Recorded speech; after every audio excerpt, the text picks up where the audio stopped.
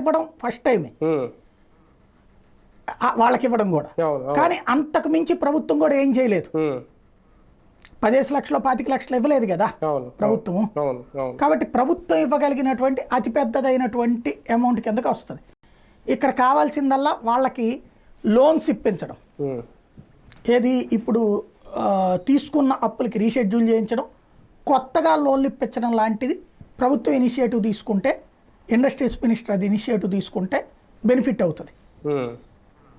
బాధితులకు ఇచ్చిన పరిహారం ఒక రకంగా ఇప్పుడు ప్రభుత్వానికి ఆర్థికంగా భారం అవుతుందా, లేదంటే ఇచ్చిన విరాళాలు వచ్చిన విరాళాల్లో ఇవన్నీ ఈ పరిహారానికి సరిపోతాయా? నాకు తెలిసి ఆర్థిక భారం ఏం కాదు, ఇవన్నీ చూశాకనే ఇచ్చినట్టున్నారు.